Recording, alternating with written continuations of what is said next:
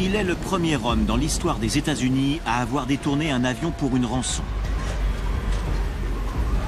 Il a sauté en parachute d'un appareil de ligne avec 200 000 $ et a disparu sans laisser de traces.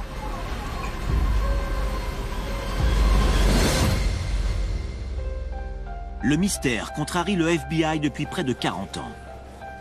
Pour certains de ses agents, il s'agit d'un criminel endurci. Mais pour le public, Cooper est une légende. D.B. Cooper! Qui était D.B. Cooper? A-t-il survécu? Aujourd'hui, pour la première fois, de nouvelles preuves scientifiques pourraient enfin permettre de lever le voile sur le mystère de D.B. Cooper.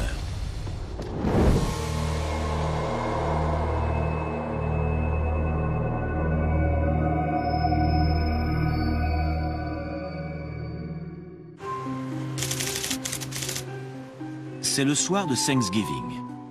Et les gens voyagent à travers les États-Unis pour se retrouver en famille. Bonjour monsieur, comment allez-vous? À Portland, dans l'Oregon, un homme du nom de Dan Cooper paye 20 $ pour sa place à bord du vol 305, de 14h45 à destination de Seattle.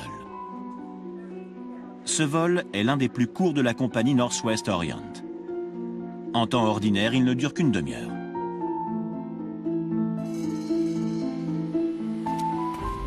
Sur les vols intérieurs, il n'y a pas de contrôle de sécurité ou d'identité.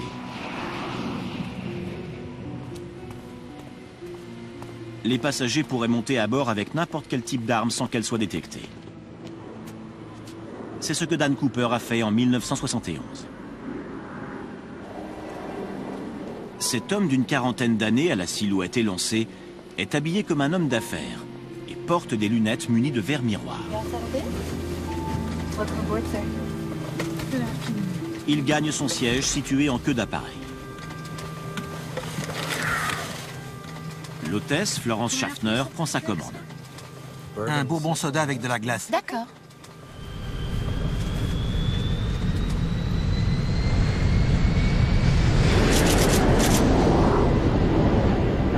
Reçu, nous quittons Portland, vol 305 Northwest Orient. Après le décollage, l'homme tend une enveloppe à l'hôtesse. C'est pour vous. Elle croit d'abord qu'il cherche à la séduire. Mais son regard insistant la pousse à ouvrir l'enveloppe. Sur le mot, il est écrit « Mademoiselle, je transporte une bombe et je vous demande de vous asseoir à côté de moi. » Choquée, elle demande à l'homme s'il plaisante. Je suis très sérieux. Elle appelle sa collègue, Tina McClough. Tina? L'homme ouvre sa mallette et dévoile le dispositif de la bombe.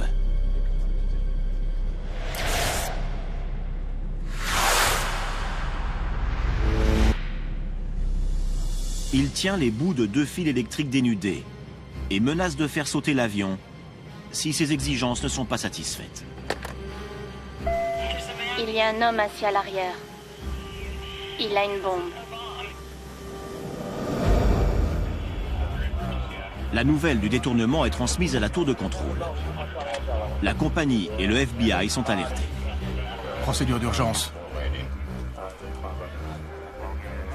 Le FBI avertit ses agents de la situation et leur demande de se rendre immédiatement à l'aéroport de Portland.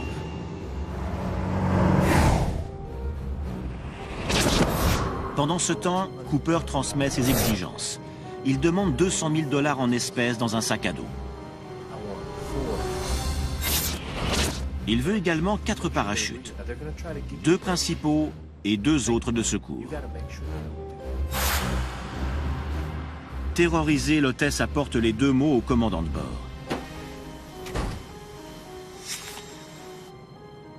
Par la suite, Cooper demandera à récupérer les mots. Après description de la bombe, le FBI conclut que l'homme représente une menace réelle. L'agent Immelsbach recommande à la compagnie Northwest Orient de coopérer, car l'avion est rempli de passagers innocents qui sont pris en otage et qui risquent leur vie.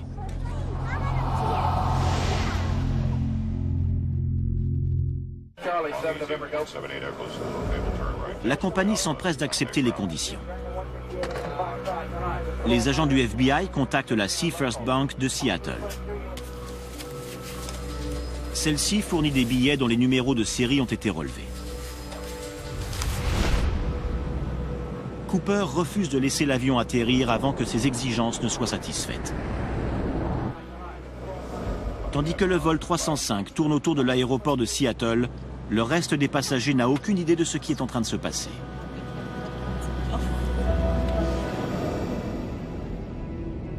En 1971, plusieurs pirates de l'air avaient déjà exigé de quitter l'espace aérien américain, le plus souvent à destination de Cuba. Mais c'est la première fois qu'une rançon est demandée en plein ciel.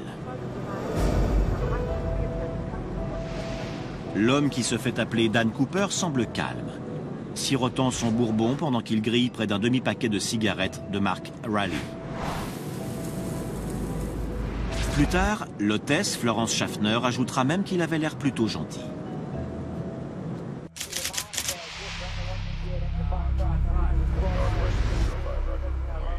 L'argent de la rançon et les parachutes arrivent à l'aéroport. Ici vol 305, reçu.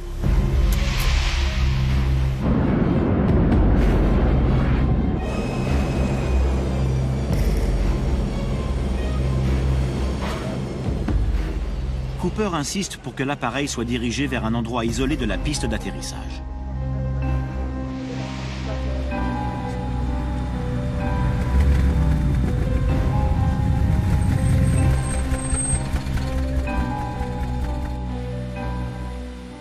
Le pirate n'a pas précisé un type de coupure en particulier. Les 200 000 $ de la rançon sont constitués de billets de 20 $. Le sac pèse plus de 11 kilos. Toujours inconscients de la menace, les passagers sont relâchés ainsi que 2 hôtesses, dont Florence Schaffner. Le reste de l'équipage demeure captif.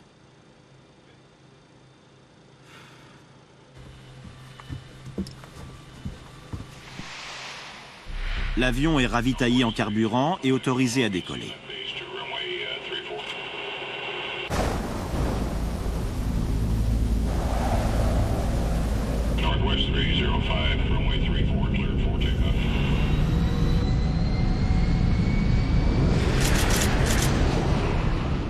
Alors qu'il gagne les airs, ni le FBI, ni la compagnie n'ont la moindre idée de ce qui va se passer par la suite.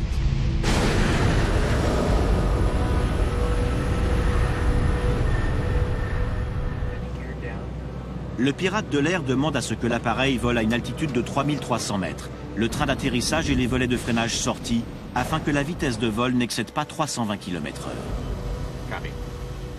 Il veut se rendre à Mexico.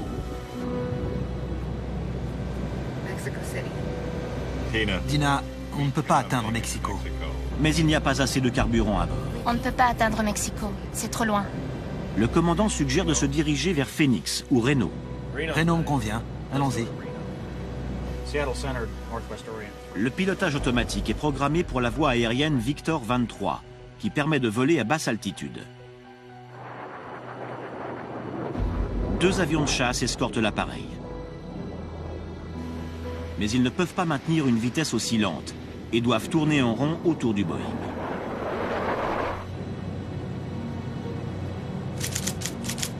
Cooper ordonne à Tina Mucklow de rejoindre l'équipage dans le cockpit.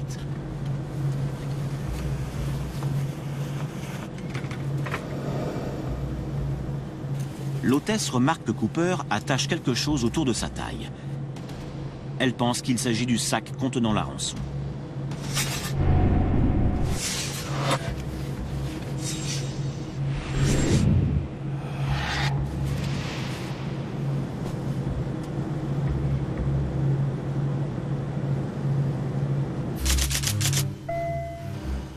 Commandant, la porte de l'escalier arrière a été ouverte.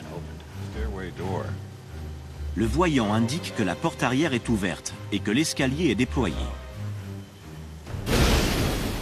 Le Boeing 727 est l'un des seuls avions de ligne à disposer d'un escalier arrière. En 1971, aucun dispositif n'empêche de le déployer pendant le vol. L'équipage redoute que Cooper saute avant que l'appareil n'explose en vol.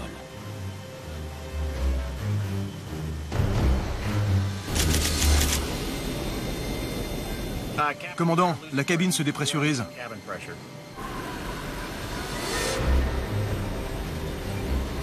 Les événements qui s'en sont suivis font débat depuis près de 40 ans. La seule certitude, c'est que Dan Cooper a disparu sans laisser de traces.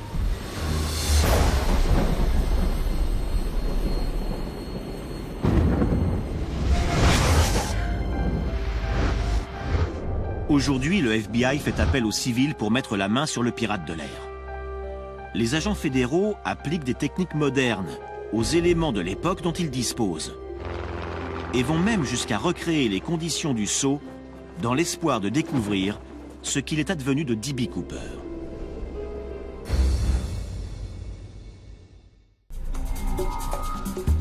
À Seattle, dans le bureau du FBI, l'agent spécial Larry Carr reprend le dossier. C'est la seule affaire de piratage de l'air qui n'a jamais été résolue aux États-Unis. Le FBI affirme avoir la mémoire longue et veut afficher un taux de réussite de 100%. Ses agents sont déterminés à résoudre l'affaire.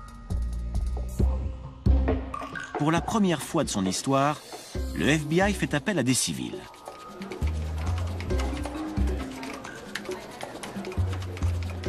Ces citoyens limiers ont offert leur service gracieusement dans le but de résoudre le mystère de D.B. Cooper.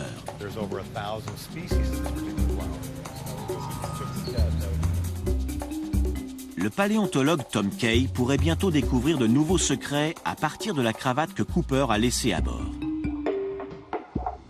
Les fibres microscopiques peuvent indiquer où il vivait.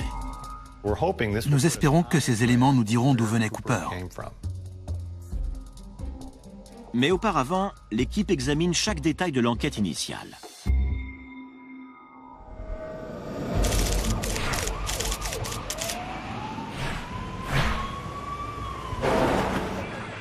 Lorsque l'avion se pose à Reno, des dizaines d'agents sont déjà sur le coup. Personne ne pensait qu'il allait sauter. Le fait qu'il ne soit pas dans l'appareil qui s'est posé à Reno en a surpris plus d'un. Les enquêteurs ne retrouvent qu'une cravate et son épingle, un parachute de secours déployé et les mégots de cigarettes de Cooper. Le verre qu'il a manipulé a été mélangé aux autres et ne sera jamais identifié. Le pirate semble avoir emporté le reste. Les mots qu'il a rédigés pour la rançon, la bombe artisanale et les coupures de banque. Dans la nuit, le FBI établit un portrait robot à partir de la description des témoins. Les experts en aéronautique calculent la zone de saut de Cooper. Parce que l'appareil était en pilotage automatique, sa trajectoire exacte est connue. Mais à quel moment précis le pirate de l'air a-t-il sauté? Les agents se plongent dans le rapport du commandant. Selon toute vraisemblance, Cooper aura sauté vers 20h10, lorsque les systèmes de sécurité ont enregistré le changement de pressurisation de l'appareil. La factorisation des puissants vents d'ouest oblige le FBI à délimiter une vaste zone de recherche de 72 km². En 1971, le matin de Thanksgiving, près de la ville d'Ariel, dans l'État de Washington, débute l'une des plus grandes chasses à l'homme de l'histoire des États-Unis.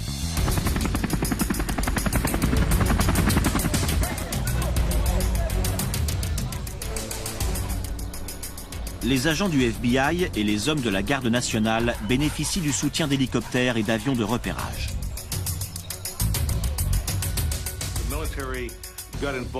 Un certain nombre de militaires ont prêté main forte à la quarantaine d'agents du FBI mobilisés pour les recherches. Les équipes passent les forêts et les environs d'Ariel au peigne fin. Mais sans succès. Mort ou vivant, Dan Cooper semble avoir disparu. Par erreur, un des journaux nomme le pirate de l'air D.B. Cooper. Nous avons rectifié en spécifiant au journaliste que son nom était Dan Cooper. Mais D.B. Cooper était plus facile à retenir que Dan. Et le nom a fini par lui rester.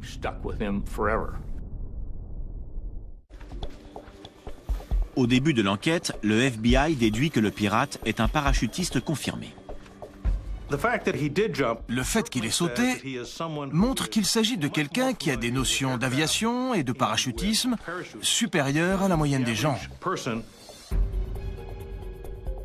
Les agents épluchent les dossiers de centaines d'anciens parachutistes et pilotes militaires dans l'espoir de trouver leur homme. Mais un nouvel élément survient. Un détournement quasiment identique convainc le FBI que l'homme qu'il recherche vient de frapper une nouvelle fois.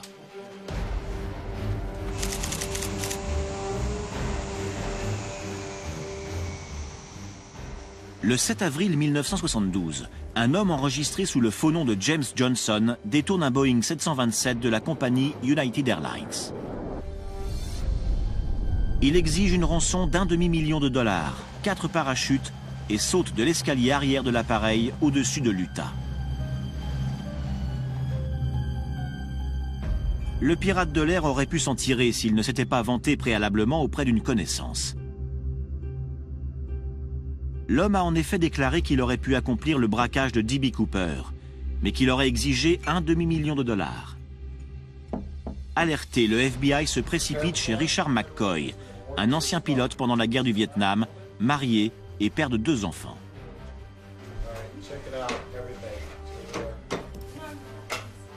Dans un tiroir de la maison, les agents trouvent une combinaison de parachutistes et un sac marin contenant 1 demi-million de dollars. McCoy est arrêté comme l'auteur présumé des 2 détournements d'avion.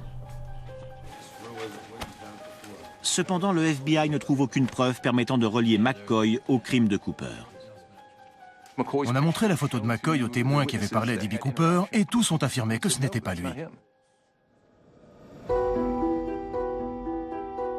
McCoy est déclaré coupable du détournement de l'appareil de United Airlines et condamné à 45 ans de prison. Mais le fait qu'il ait survécu à son saut en parachute conforte l'opinion croissante selon laquelle D.B. Cooper a également survécu au sien. Une série de détournements identiques vient appuyer cette théorie.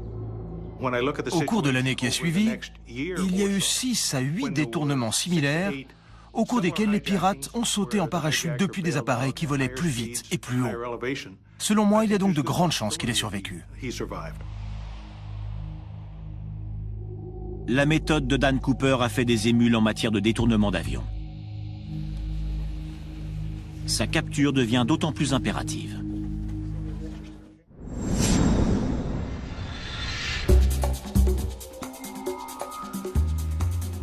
Mais en 1980, soit près de 10 ans après les faits, le FBI tient une piste.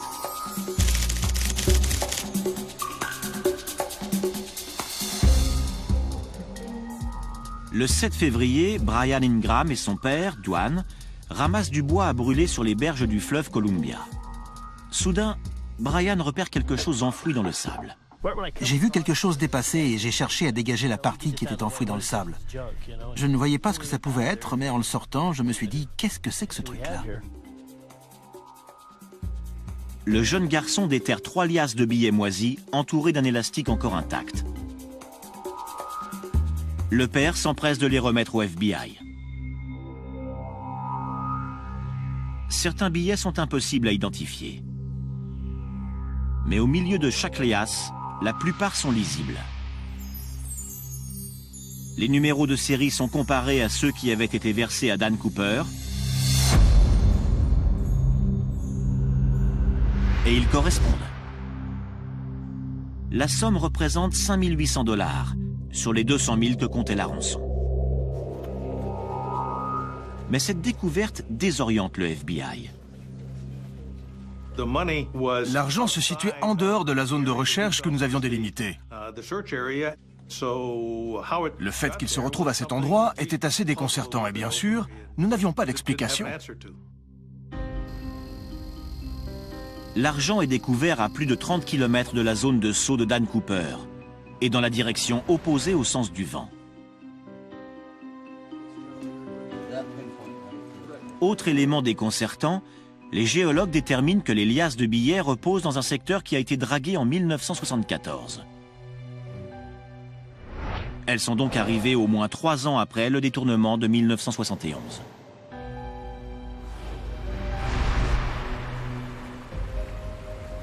Il est improbable que les billets aient mis tout ce temps pour être charriés par le fleuve. Certains observateurs concluent hâtivement que Cooper sera retourné enfouir quelques liasses, comme pour provoquer le FBI.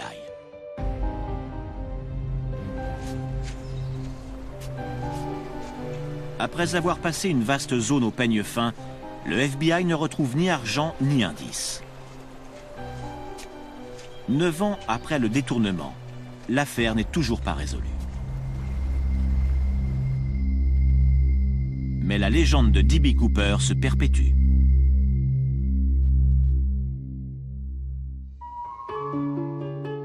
Qui était donc Dan Cooper? Un gentleman voleur ou un violent criminel?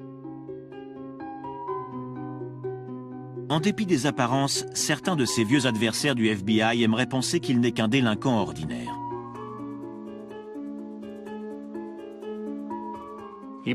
C'était probablement un de ces petits escrocs. Il parlait comme un petit escroc. Son langage était châtié, et compte tenu de son âge, il avait dû mener une existence de criminel. C'était un loser. Mais les déclarations des témoins ne corroborent pas les assertions d'Immelsbach. Dans la presse, certains récits décrivent Cooper comme un fumeur invétéré et un alcoolique. Une image erronée selon Larry Carr. Je suis convaincu que D.B. Cooper n'avait pas un penchant pour l'alcool. On serait tenté de penser qu'une personne sur le point de se retrouver dans une situation stressante avalerait plus d'un verre s'il s'agissait d'un alcoolique et fumerait davantage que les 8 cigarettes que nous avons retrouvées. Cooper correspond au profil type du fumeur de la marque de cigarettes Raleigh. Un homme chic et bien éduqué. En outre, Carr découvre que le Bourbon 7-Up était un cocktail prisé auprès d'une catégorie de gens sophistiqués dans les années 1970. Si Cooper était un gentleman voleur, l'argent n'était pas son unique motivation. Au cours du vol, Tina McClough lui a demandé pourquoi il avait choisi la Northwest Orient. Cooper lui a répondu « Je n'ai aucun grief contre votre compagnie. J'ai des griefs, c'est tout. » Ces portraits contradictoires ont entretenu la légende.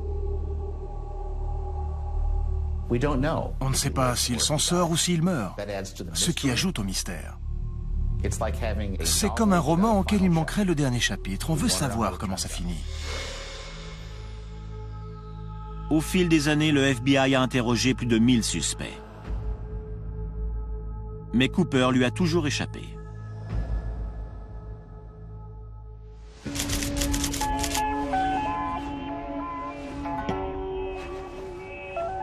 Puis, en 2007, un nouveau suspect crédible émerge de l'enquête.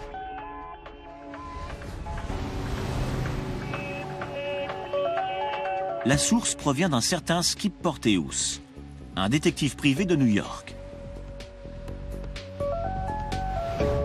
Ce dernier a été contacté par un homme qui affirme connaître l'identité de D.B. Cooper. Je lui ai demandé le but de sa démarche, et il m'a répondu qu'il savait qui était D.B. Cooper. Je lui ai demandé comment il le connaissait, et il m'a dit « Nous avons grandi ensemble, c'était mon frère. » Porteous relève plusieurs similitudes entre le nouveau suspect, Kenneth Christiansen, et D.B. Cooper. À l'époque du détournement de Cooper, Kenneth Christiansen était steward sur la compagnie Northwest Orient. Il connaissait les appareils et il connaissait la routine. Au début des années 1970, Christiansen a des griefs à l'égard des licenciements et des réductions de salaire. À l'époque, il gagne $150 par semaine. Un an après le détournement de 1971, Christiansen s'achète une grande maison dans le sud de Washington qu'il paye en espèces. Une somme substantielle compte tenu de son salaire modeste. Comme Cooper, Christiansen est amateur de bourbon et fume régulièrement. Il y a également une ressemblance avec le portrait robot de Dan Cooper. La photo de Christiansen est examinée par Florence Schaffner. Elle a déclaré que la photo ressemblait davantage à D.B. Cooper que toutes celles qu'elle avait vues auparavant. Mais cette ressemblance ne convainc pas le FBI. Il n'a jamais avoué être Dan Cooper. C'est un membre de sa famille qui a dit qu'il s'agissait de Dan Cooper, mais rien ne permettait de l'affirmer.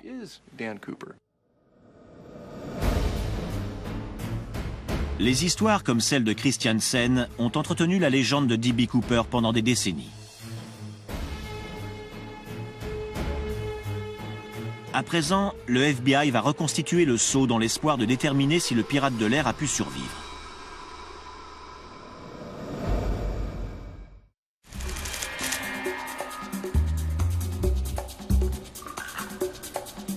Aujourd'hui, les éléments de l'affaire Cooper tiennent dans cette petite boîte. Il ne reste que le parachute déployé, son sac d'origine, la cravate, l'épingle à cravate, le billet d'avion et les quelques coupures retrouvées dans le sable.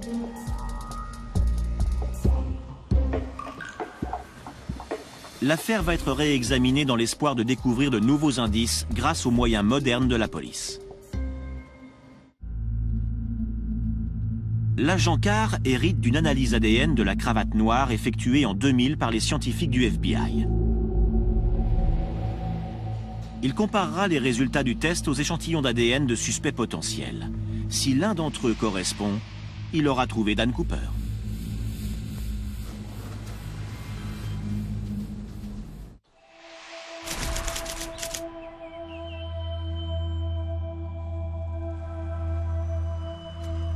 Le paléontologue Tom Kay offre ses services aux enquêteurs. Il est devenu le scientifique civil de référence. Son examen de la cravate révèle un nouveau secret, de fines particules de pollen. Le pollen nous renseigne sur l'endroit où se trouvait la cravate au printemps et non en novembre, au moment du saut. Si nous parvenons à identifier ces espèces de pollen, car elles sont assez rares, nous pourrions déterminer d'où elles viennent. Il existe des milliers de variétés de pollen. L'identification de l'échantillon pourrait constituer une pièce vitale du puzzle. Mais les indices les plus prometteurs demeurent les 3 liasses de billets provenant de la rançon retrouvées sur les berges du fleuve. C'est l'unique pièce du puzzle en notre possession qui pourrait nous renseigner sur ce qui s'est passé une fois qu'il a quitté l'avion. Si Carr et son équipe découvrent quand et comment l'argent est arrivé sur place, ils pourraient bien répondre à la question fondamentale qui est de savoir si Cooper a survécu ou non.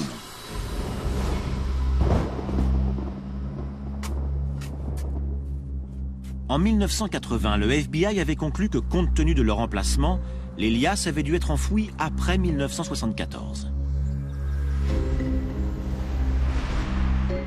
À l'époque, plusieurs personnes étaient convaincues que Cooper était retourné sur place pour enterrer l'argent. Mais Tom Kay est persuadé que les billets ont été charriés par le fleuve et n'ont pas été enfouis par des mains d'hommes. En examinant les liasses retrouvées sur la berge, nous avons constaté que l'usure avait arrondi les contours des billets. Si les billets étaient secs avant d'être enterrés, ils se seraient décomposés en gardant leur forme rectangulaire. Il semble indéniable que les liasses ont séjourné dans l'eau avant d'échouer sur le sable. Si Tom a raison, cela implique que Cooper n'a pas pu enfouir les billets. Mais une nouvelle révélation vient bouleverser l'enquête. La société qui a fabriqué les bandes élastiques qui maintiennent les billets est localisée.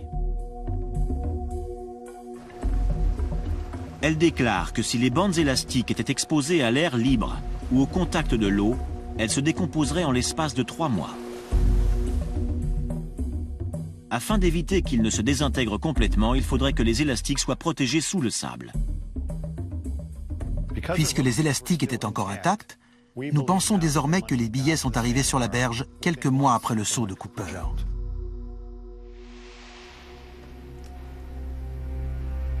Mais cette nouvelle information est en contradiction avec la conclusion initiale selon laquelle l'argent est arrivé sur place après le dragage de 1974.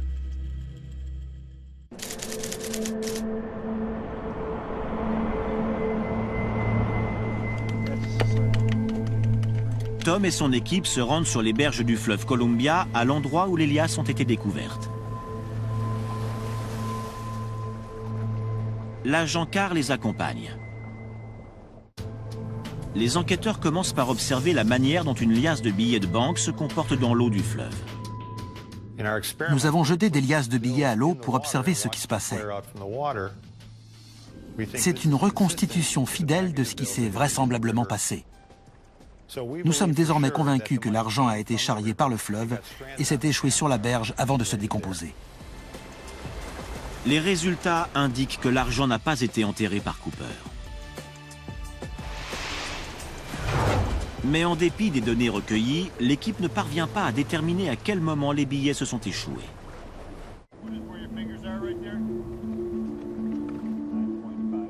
Grâce à des relevés de géomètres, des données GPS et des photos d'archives, l'équipe parvient à une conclusion importante.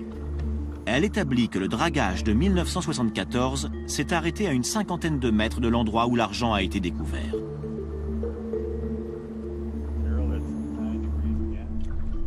Selon nous, le dragage de la berge n'a pas entravé l'enfouissement des liasses. L'argent a donc été enterré quelques mois après le saut en parachute de Cooper.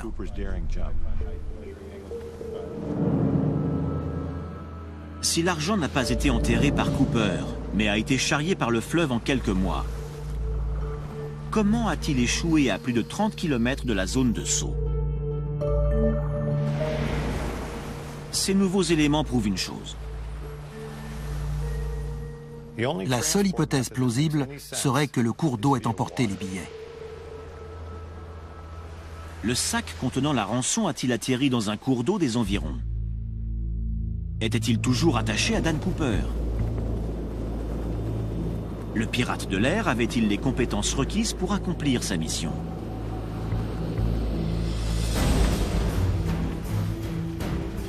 En 1971, le FBI a passé des milliers d'heures à chercher un suspect ayant l'expertise nécessaire en matière d'aéronautique et de parachutisme. En vain. À présent, Larry Carr estime qu'il s'agit sans doute d'une fausse piste. L'analyse du déroulement de la soirée et des choix que Cooper a fait dresse un portrait différent de celui que nous avions à l'époque. Dan Cooper n'avait pas emporté de vêtements particuliers pour effectuer un saut de nuit si audacieux. Et il était lesté d'un poids supplémentaire parce qu'il avait omis de préciser la nature des coupures de la rançon. Il avait 11 kilos attachés à la ceinture. S'il avait réclamé des billets de $100, l'argent n'aurait pesé que 5 kilos. Cela fait une différence énorme et pourtant, il n'a pas exigé de grosses coupures. L'homme qui a plié les 2 parachutes principaux en 1971 est convaincu que Dan Cooper n'était pas un parachutiste expérimenté. Ce soir-là, j'ai fourni 2 parachutes. Un NB8, le modèle que je porte sur moi, et un prototype sportif élaboré par la marque Pioneer. Il a choisi le NB8 et j'ignore pourquoi. C'est un modèle très inconfortable avec une ouverture beaucoup plus violente. La poignée d'ouverture est très plate, elle se fond dans le harnais. Et il est probable qu'il n'ait même pas pu la trouver.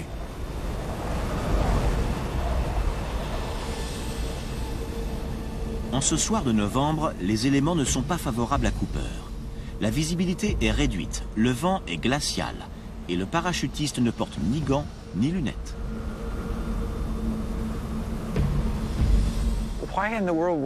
Pourquoi un type sauterait-il d'un Boeing 727 de nuit avec un NB8 sur le dos sans savoir où il se trouve? Pour moi, ça n'avait aucun sens.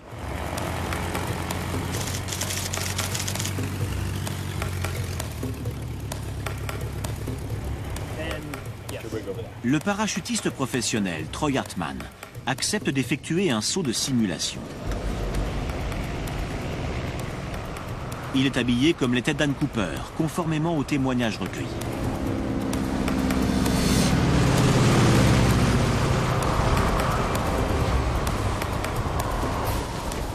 Il est lesté d'un sac de 11 kilos attaché sur l'abdomen et doit chuter en vrille afin de simuler la désorientation que Cooper a pu éprouver dans l'obscurité.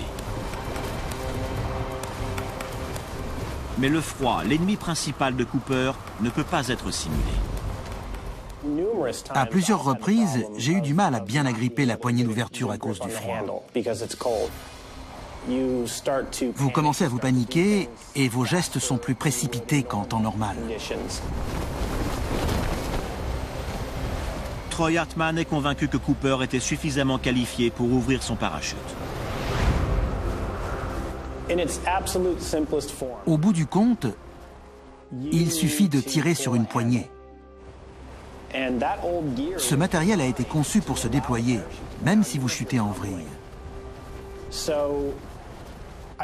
Je suis donc convaincu qu'il a réussi à ouvrir la toile. Mais en supposant que Dan Cooper ait pu déployer son parachute, a-t-il survécu à l'atterrissage? Le mystère de Dan Cooper a fasciné les gens autant qu'il a frustré le FBI pendant près de 40 ans.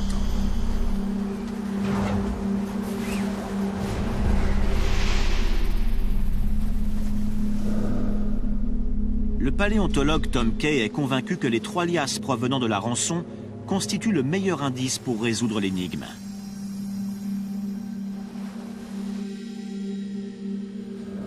Hormis les 5 800 $ retrouvés sur la berge du fleuve, aucun autre billet de la rançon n'a été retrouvé en circulation. Tom est persuadé que le sac contenant les 200 000 $ a suivi le cours du fleuve, jusqu'à l'endroit où les 3 liasses ont été découvertes. Les 3 liasses n'ont pas pu dériver indépendamment pour finalement s'échouer au même endroit sur la berge.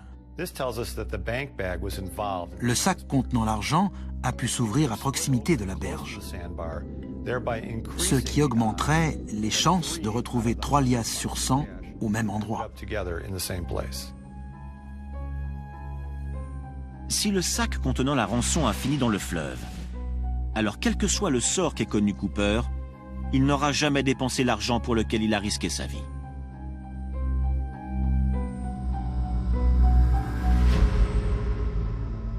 Mais comment le sac de la rançon a-t-il pu finir dans l'eau?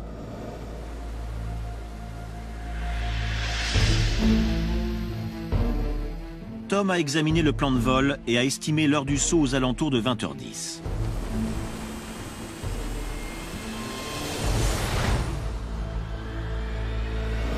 À cet instant, il se trouvait directement au-dessus du fleuve Lewis. Si le sac de la rançon, qui était secoué par des vents de plus de 300 km/h, s'est détaché de Cooper, il sera tombé directement dans le fleuve Lewis. Le fleuve a une centaine de mètres de largeur. Il est animé par un puissant courant et comporte des rapides. Il est possible que le sac contenant les billets ait suivi le courant.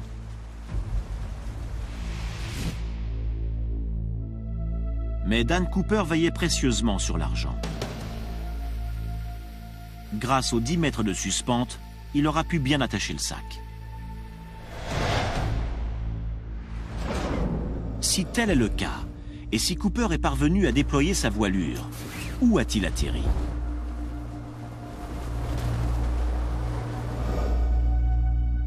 Le modèle qu'il a choisi, le NB8, n'est pas manœuvrable.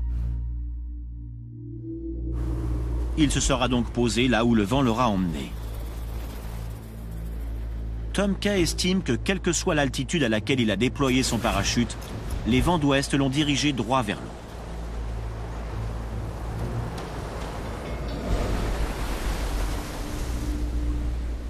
D'après nos calculs, nous pouvons déterminer que si Cooper a déployé son parachute très tôt, il aura dérivé sur une longue distance pour finir dans les eaux du lac Merwin. S'il a attendu d'être à 700 mètres du sol pour ouvrir sa voilure, il aura atterri dans le fleuve Lewis.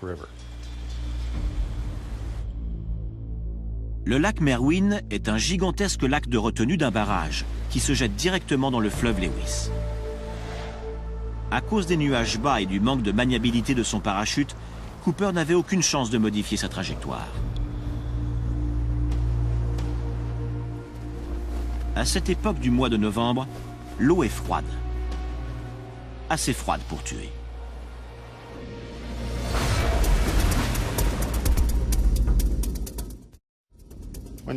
Lorsque D.B. Cooper est tombé dans l'eau, comme nous pensons que c'est le cas, compte tenu de la température glaciale, il n'a eu que quelques minutes pour gagner la berge. N'oublions pas qu'il avait un sac de 10 kg attaché à la taille et un harnais relié à une voilure par de longues suspentes. D'après nous, ses chances de survie étaient très minces.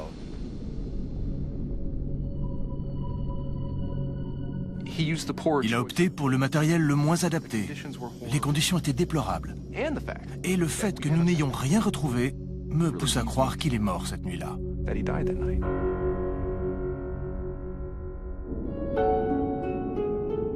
Son corps à moitié immergé aurait donc dérivé avec le courant sur une trentaine de kilomètres jusqu'au fleuve Columbia.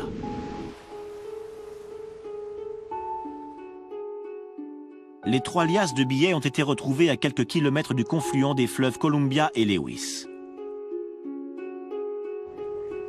Mais il y a un hic. Ces quelques kilomètres sont à contre-courant.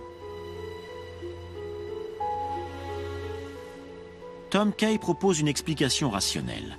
À l'époque, le fleuve Columbia était l'une des voies fluviales les plus empruntées d'Amérique du Nord. Nous pensons qu'il est possible que le corps de Cooper et le sac de billets se soient pris dans l'hélice d'un de ces bateaux et aient remonté le courant avec le navire. À un certain stade, le sac aura été déchiqueté et les billets se seront répandus dans l'eau.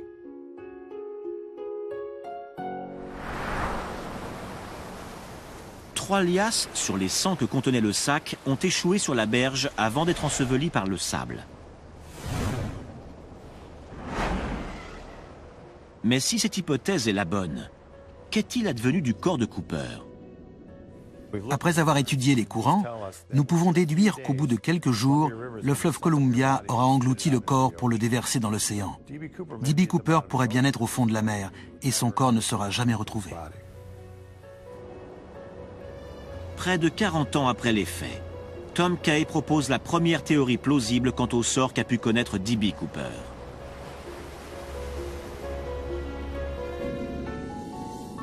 Mais qu'il soit mort ou vivant, l'identité du pirate de l'air demeure un mystère.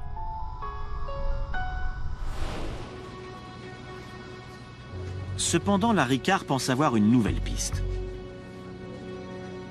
En Belgique, un des héros de bande dessinée des années 1960 est un pilote téméraire nommé Dan Cooper.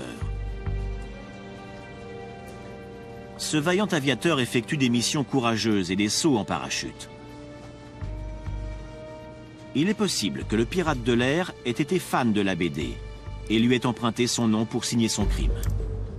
Peut-être que quelqu'un, dont le parent a disparu en 1971 sans laisser de traces, finira par tomber un jour sur les bandes dessinées de Dan Cooper dans son grenier et fera le lien. Ce serait extraordinaire. Si tout semble indiquer que D.B. Cooper a trouvé la mort, en l'absence de preuves irréfutables, nombreux sont ceux qui restent convaincus qu'il a survécu. Selon moi, il y a de bonnes chances que Dan Cooper ait survécu à son saut et qu'il soit quelque part dans la nature. La légende de D.B. Cooper veut qu'il s'agisse d'un gentleman voleur qui a dérobé 200 000 $ sans la moindre violence, avant de sauter dans l'obscurité pour rejoindre la légende.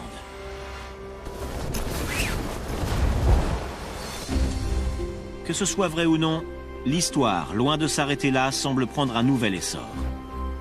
Le mystère de D.B. Cooper est loin d'être résolu.